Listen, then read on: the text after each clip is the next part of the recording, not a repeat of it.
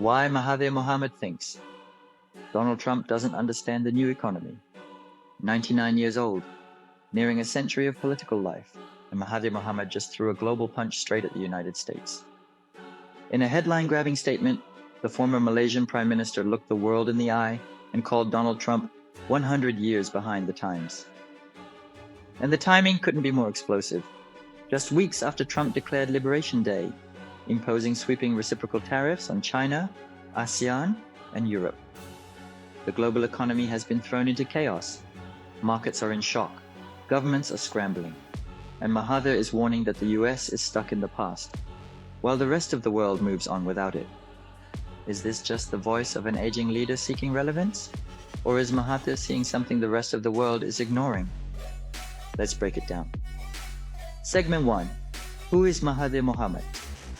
For those unfamiliar, Mahathir Mohamad isn't just another retired politician. He's a man who has outlived empires, outlasted rivals, and outspoken nearly every leader of his time. First elected in 1981, Mahathir served 2 non-consecutive terms as Malaysia's Prime Minister, making him not only the longest serving, but also the oldest elected leader in the world when he returned to office in 2018 at the age of 92. Under his leadership, Malaysia transformed from a resource-dependent economy into an industrial and manufacturing powerhouse, building highways, factories, and global partnerships while fiercely resisting Western economic dominance. Well known for his unprecedented takeover of British UK giant company of Guthrie. The event was also known as Dawn Raid 1981. We have made a special video on this. Go check them out, and I believe you will be amazed as well. He's known globally for his unapologetic criticism of Western powers, particularly the United States and Europe, whom he often accused of hypocrisy, economic manipulation, and colonial mindsets. And now, nearing 100 years old, Mahathir is once again making headlines worldwide, this time by calling out Donald Trump's economic warpath. Because in Mahathir's view, the world has moved on from America's old playbook. But the US just hasn't realized it yet. Segment 2. Why Mahathir says Trump is stuck in the past.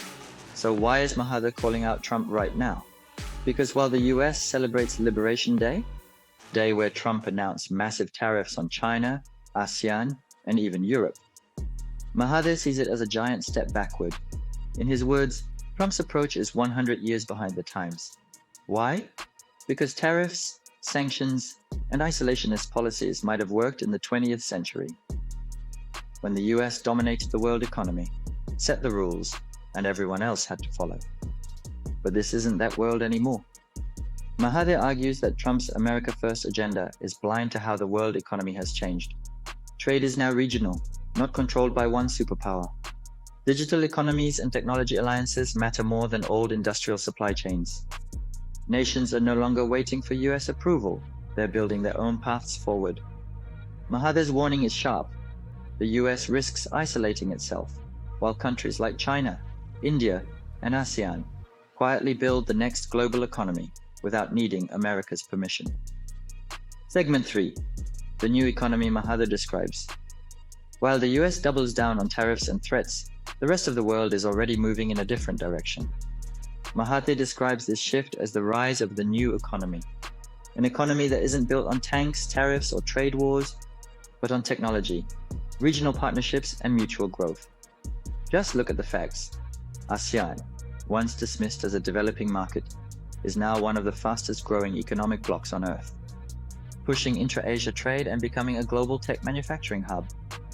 China's Belt and Road 2.0 continues to link Asia, Africa, and Europe with massive infrastructure investments. India is emerging as a digital superpower, leading in software, fintech, and AI talent. Africa and Latin America are signing new trade agreements without waiting for US involvement. And while America focuses on punishing rivals with tariffs, these regions are building new trade routes, developing their own digital platforms, and forming alliances that don't need Washington's blessing. Mahathir warns, if the US doesn't recognize this shift, it risks being left behind by the very world it once claimed to lead. Segment 4. Trump's Liberation Day and its fallout. On April 2nd, 2025, President Trump declared Liberation Day, unveiling the most sweeping tariff hike since the 1930s, invoking emergency powers, He imposed a 10% universal tariff on all imports, with higher rates, up to 154% on Chinese goods, for countries with significant trade deficits. The immediate impact was profound. The S&P 500 plunged 10% within 2 days, triggering a global market sell-off. Business Insider. Bond markets experienced turmoil. The 10-year Treasury yield surged to 4.5%, its highest since October 2024. The US dollar depreciated by approximately 9%, raising concerns about its status as the world's reserve currency. Domestically, the tariffs have had significant economic repercussions. Inflation. Consumer prices have increased, with the Consumer Price Index, CPI, rising to 5.6%, the highest in nearly 2 years. Cost of living. Essential goods, including food and energy, have seen price hikes. For instance, gasoline prices have increased by up to 50 cents per gallon in some regions. Federal debt. While the tariffs are projected to generate over $5.2 trillion in revenue over the next decade, they have also contributed to economic slowdown, with real GDP growth projected to be 0.9 percentage points lower in 2025. Mahathir views these developments as evidence of the US clinging to outdated economic strategies. In his perspective, the global economy has evolved beyond protectionist policies, and such measures may isolate the US from emerging economic alliances and innovations. Segment 5. Why Asia is moving on without the US. While the US struggles with inflation, debt, and market volatility after Trump's so-called Liberation Day, Asia isn't waiting. In fact, Southeast Asia, China, India, and their neighbors are quietly rewriting the global trade map without American leadership. Just look at what's happening right now in 2025. ASEAN's Regional Comprehensive Economic Partnership, RCEP, the world's largest free trade agreement, continues to grow, connecting 2.2 billion people with no US involvement at all.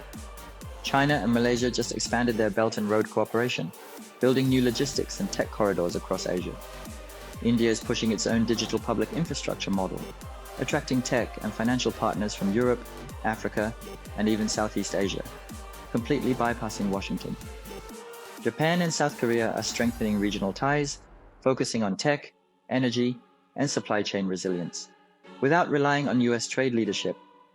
In Mahathir's words, the US thinks the world revolves around it, but the world has already moved on. Mahathir sees Asia as building its own ecosystem, one that no longer waits for American approval or suffers under American tariffs. And if the US keeps pushing isolationist policies, Mahathir warns it might wake up one day and realize it's no longer the center of the global economy. Segment 6. Mahathir's Vision, the World Beyond Tariffs. Mahathir isn't just criticizing Trump to make headlines. He's offering a very different vision for how the world should move forward. In his words, the future isn't about who controls whom. It's about who can work together to grow faster, smarter, and more fairly. Mahathir calls for open markets, not closed economies, regional partnerships, not superpower dominance, technology sharing, not tech blockades, trade agreements that lift everyone, not just the biggest players. He points to Asia's rise as proof that cooperation beats confrontation. From ASEAN's free trade network, to China's Belt and Road partnerships, to India's digital economy leadership, Mahathir believes the next era of global growth will belong to those who build bridges, not those who build walls. And while America looks inward, Asia, Africa, and Latin America are already forging ahead, shaping the next economic frontier. The question now is, will the US join that future, or be left behind by it? Mahathir Mohamad, almost 100 years old, but his message couldn't feel more urgent. The US is 100 years behind the times. Is he right? Is America fighting yesterday's battles with yesterday's tools, while the rest of the world builds the future without waiting for permission? Or is Trump actually protecting American jobs, industry, and power? At a time when China, ASEAN, and others are gaining ground, the world is shifting. And whether you agree with Mahathir or not, one thing is certain: no one can afford to ignore this fight. So what do you think? Drop your thoughts in the comments. And if you want to see how this all connects to the even bigger economic war between the US and China, don't miss our full breakdown here. The China and US trade war. Who will win, Donald Trump or Xi Jinping?